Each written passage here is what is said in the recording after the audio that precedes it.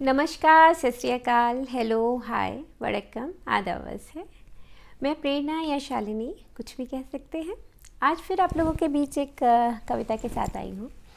तो आज पहले मैं जब इस कविता को रीड करूँगी या पढ़ूँगी तो कुछ समझाऊँगी नहीं। आप लोग गेस करिएगा कि ये कविता किसके बारे में है। तो कुछ लोग बोलते हैं मैं बहुत ज़्यादा समझाती हूँ, तो मैं इस बार आप लोगों के ऊपर छोड़ती हूँ, आप लोगों को कितना समझ में आता है कि इसका एक्चुअल मीनिंग क्या है। फिर दोबारा मैं इसको समझाऊंगी, तब तक आप खुद समझने की कोशिश करिएगा कि आप एक्चुअली समझ पाते हैं कि इसमें क्या बोला है या नहीं समझ पाते। तो स्टार्ट करते हैं। इस कविता का नाम है खुंटियाँ। पुराने मकानों में दीवारों में लगती थी खुंटियाँ, बबूल, शीशम, आम की छोटी बड़ी खुंटियाँ। दिन ढले थके हारे लोग लौटते काम से, मेहनत पसीने थकान को झेलती थी खुंटियाँ। छोटे बड़े थैलों में कशीदा किए झोलों में, छोटे बड़े थैलों में कशीदा किए झोलों में घर की नियामतें संभालती थी खुंटियाँ। इष्ट देवी देवताओं को गए हुए बुज़ुर्गों को, इष्ट देवी देवताओं को गए हुए बुज़ुर्गों को, बच्चों के बस्तों को टांगे रहती थी खुंटियाँ।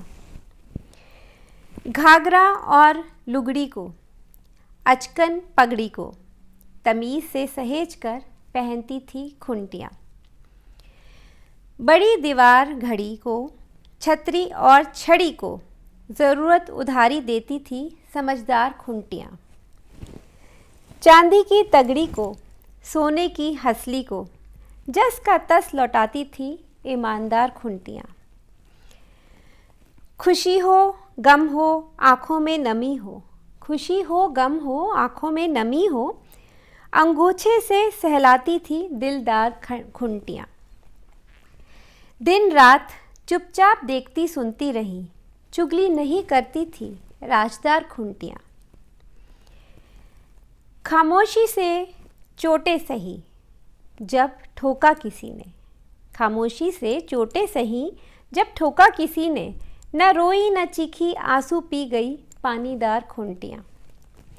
नए मकान बने बेकदरी से हटाई गई, चूल्हे में चुपचाप जली इज्जतदार खुंटियाँ। जब तक रही बिन थके काम में लगी रही, जाते जाते खाना पका गई वफ़ादार खुंटियाँ। अब अलमारी वार्डरोब स्टील के कैबिनेट, अब अलमारी वार्डरोब स्टील के कैबिनेट पर ढूंढे नहीं मिलती वैसी सेवादार खुंटियाँ। जब तक ज़रूरत तब तक ही कदर है, जब तक ज़रूरत तब तक ही कदर है, गहरा संदेश दे गई खबरदार खुंटियाँ।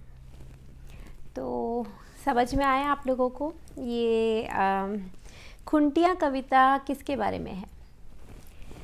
चलिए मैं बताती हूँ। ये खुंटियाँ शब्द इन्होंने औरतों के लिए इस्तेमाल किया है, फीमेल्स के लिए इस्तेमाल किया है। शादीशुदा स्पेशली औरतें, गृहस्थन जो औरतें होती हैं, गृहस्थी जो संभालती हैं, उनके लिए।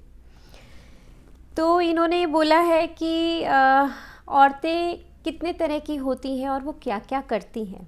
तो इसको उन्होंने खुंटियों का नाम देकर उस तरीके से इसको कविता को लिखा है और उसी तरीके से इसको पूरा कंप्लीट किया है अलग अलग तरह की खुंटियों से, जो इतना आसान नहीं है लेकिन बहुत खूबसूरती से इसका बयान किया गया है। तो एक बार सुनते हैं।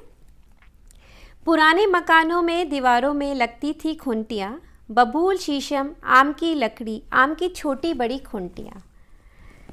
तो पहले ज़माने में भी छोटी बड़ी हर साइज़ के लड़कियों की शादी होके उनको औरत बनाया जाता था, वो घरों को सजाती थी। तो हर उम्र की, हर कहना चाहिए डील डॉल की, कोई लंबी, कोई पतली, कोई मोटी, कोई छोटी, कोई नाटी, कोई लंबी, तो ये सारी अलग अलग औरतों को इन्होंने इस तरीके से डिफ़ाइन किया है। दिन ढले थके हारे लोग लौटते काम से, मेहनत पसीने थकान को झेलती थी खुंटियाँ। तो घर के लोग जब काम से आदमी लोग जब काम करके थक के घर पर आते हैं तो उनकी थकान उतारती भी हैं ये औरतें जो खुंटियाँ हैं। तो ये उनका उस समय थकान से जो चिड़चिड़ापन होता है वो गुस्सा भी झेलती हैं, उनको प्यार से खाना खिलाती हैं और उनका वो सारी थकान उतार देती हैं।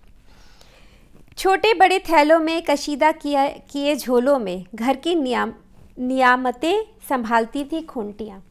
तो घर की जो इज़्ज़त है, जो भी घर के हमारे संस्कार हैं, वो सब ये औरतें संभालती हैं।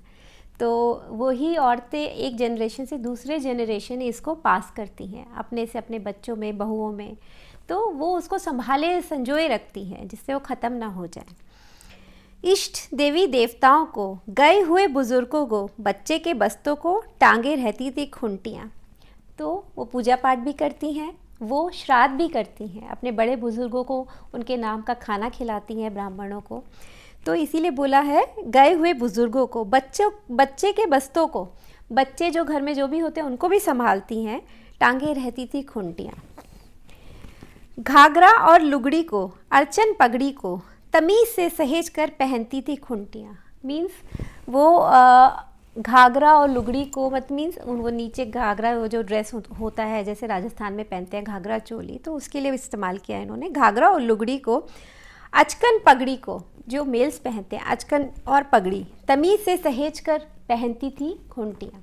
मीन्स उनको संभाल के रखती थी, अपनी इज़्ज़त को संभाल के रखती थी, अपने को ढक के रखती थी एक तरीके से। मीन्स अपनी इज़्ज़त बचाए रखना, औरत के पास सबसे बड़ी चीज़ उसकी इज़्ज़त होती है, तो वो बड़े उसको संजो के रखती है। बड़ी दीवार घड़ी को, छतरी और छड़ी को ज़रूरत उधार देती थी समझदार खुंटियाँ।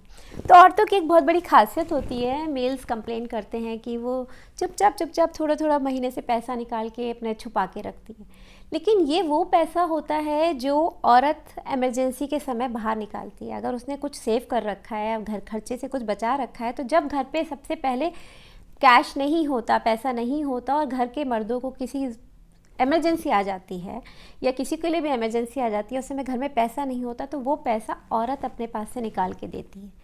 तो ये हमारे यहाँ आज भी ये होता है कि मैंने अपनी मम्मी को भी देखा है कि वो जो भी उन्होंने सेविंग करी घर के खर्चे से या उन्हें जो भी मिला, तो जब भी पापा को ज़रूरत होती है वो उसमें से फटाफट निकाल के दे देती हैं। वो बात अलग है, बाद में मांग लेती हैं, लेकिन वो उनकी वो एक तरीके का बैंक होता है घर का आपका, कि औरत के पास से पैसा ज़रूर निकल आएगा इमरजेंसी के समय। चांदी की तगड़ी को, सोने की हसली को जस का तस लौटाती थी ईमानदार खुंटियाँ। तो तुम उसको कितना भी सोना चांदी दे दो, लेकिन वो उतनी ही वफ़ादार भी होती है औरत। वो उसको लेके भाग नहीं जाती है, तुम्हारे इज़्ज़त को बनाए रखने के लिए वो उसको भी पहनती है। तुम्हारे साथ बाहर जाती है तो लोग पहचानते हैं कि हाँ ये इस घर की औरत है, इसलिए इसे इतना जेवर पहना है, या उससे भी उसकी पहचान होती है और वो उसको संभाल के रखती है, उस इज़्ज़त को, उस जेवर को। उसको लेकर तो कुछ भी नहीं जाना है किसी को अपने साथ, तो वो अपने बाद अपने बहुओं को चढ़ा दिया। हमारे यहाँ जनरेशन वाइज वो जो ज्वेलरी होती है वो सास बहुओं को चढ़ाती है, तो ये उसी तरीके से इस्तेमाल किया गया है। खुशियों गमों हो, आँखों में नमी हो, अंगोछे से सहलाती थी दिलदार खुंटियाँ। तो खुशी हो तो उसे सेलिब्रेट भी करती हैं, घर में कोई गम हो, कुछ भी तकलीफ़ हो, कोई रो रहा है तो उनको भी संभालती हैं, खुशी को भी सेलिब्रेट करती हैं, हर तरीके से वो घर को मैनेज करके रखती है। तो अंगोछे से संभालती थी, कोई रो रहा है तो उसके आंसू भी औरत पहुंचती है। तो बोलते हैं ना, औरत एक घर को बना भी सकती है, घर को तोड़ भी सकती है। औरत में बहुत कुछ है जो ऊपर वाले ने बना के उसे भेजा है। दिन रात चुपचाप देखती सुनती रही, चुगली नहीं करती थी राजदार खुंटियाँ। बोला जाता है औरत इधर की बात उधर करती है, लेकिन नॉर्मली फीमेल्स अपने घर की बात, कुछ चीज़ें जो उनके घर में बोली जाती हैं वो इधर की उधर कभी नहीं करती। वो अब उनके घर के सीक्रेट्स अलग होते हैं। हाँ, गॉसिप करने की आदत होती है, इसके बारे में बात कर ली, लेकिन अपने घर की बात औरत इतनी आसानी से कभी बाहर नहीं निकालती। जो समझदार औरत है वो कभी भी अपनी प्राइवेट लाइफ के बारे में किसी दूसरे से बात नहीं करेगी। खामोशी से चोटे सही, जब ठोका किसी ने, ना रोई ना चीखी, आंसू पी गई पानीदार खुंटियाँ। बहुत सारे उसे दर्द मिलते हैं जब वो आती है नए घर में, तकलीफ़ें होती हैं, लेकिन वो चुपचाप सब सह जाती है। कई बार बोलते हैं कि फीमेल्स के ऊपर टॉर्चर भी होता है, बहुत सारे हम केसेस देखते हैं या डॉवरी के केसेस देखते हैं, लेकिन कई बार वो बहुत कुछ सह जाती हैं, फिर अपने पेरेंट्स को भी नहीं बताती कि उनको क्या तकलीफ़ है या उनके साथ क्या प्रॉब्लम हो रहा है, चुपचाप आंसू पीकर अपने घर की इज्जत बनाए रखती हैं। नए मकान बने बेकदरी से हटाई गई, चूल्हे में चुपचाप जली इज्जतदार खूंटियाँ। तो कई बार आदमी उनको ठुकरा के दूसरी शादी भी कर लेता है, उसको भूल जाता है, नई औरत ले आता है, तब भी वो उस चीज़ को सह जाती है कि हाँ ठीक है, ये मेरी किस्मत है, शायद ये मानकर फाइनली वो अपनी लाइफ में जीना शुरू कर देती है या उसको खुशी खुशी आज़ाद कर देती है। जब तक रही बिन थके काम में लगी रही, जाते जाते खाना पका गई वफादार खूंटियाँ। मीन्स पूरी लाइफ औरत काम करती है, आदमी रिटायर हो जाता है लेकिन औरत कभी रिटायर नहीं होती। आखिरी सांस तक वो घर का चूल्हा चौका करती रहती है, बच्चों के लिए खाना है कि नहीं, उसका पति भूखा तो नहीं है, कोई परेशान तो नहीं है, कितनी भी बीमार हो उठ के काम करती है। तो इसीलिए बोला गया है, जब तक रही बिना थके काम में लगी रही, जाते जाते खाना पका गई वफादार खूंटियाँ। अब अलमारी वार्डरोब स्टील के कैबिनेट पर ढूंढे नहीं मिलती वैसी सेवादार खूंटियाँ।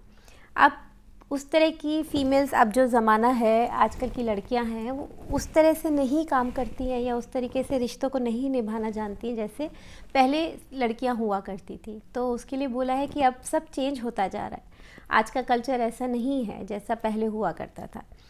जब तक ज़रूरत तब तक ही कदर, जब तक ज़रूरत तब तक ही कदर है, गहरा संदेश दे गई खबरदार खूंटियाँ। मीन्स तुम्हारी ज़रूरत जब तक है तब तक ही तुम्हारी कदर होती है। ये बहुत बड़ा सच है। आदमी को जब तक औरत की ज़रूरत है तब तक वो उसकी कदर करता है, जब उसको कोई और औरत मिल जाती है या उसको उसकी ज़रूरत ख़त्म हो जाती है तो वो उसकी कदर करनी बंद कर देता है। तो ये सारे रिश्तों के लिए भी लागू होता है कि हाँ, आजकल लोग बहुत मतलब से इस्तेमाल करते हैं रिश्तों को। तो बहुत खूबसूरत कविता है। तो फुली अब तो आप लोगों को समझ में आ गया होगा इसमें क्या समझाया गया है। ये डायरेक्टली पोएम्स में मीनिंग्स नहीं होते, इसीलिए मैं उनको समझाती हूँ कि बहुत लोग नहीं समझ पाते। तो इसके साथ अब आपसे विदा लेती हूँ, अगले हफ्ते फिर मिलूँगी, फिर कुछ अच्छा सा लेके आऊँगी। तब तक के लिए शुक्रिया, नमस्कार। मुझे सुनने के लिए शुक्रिया।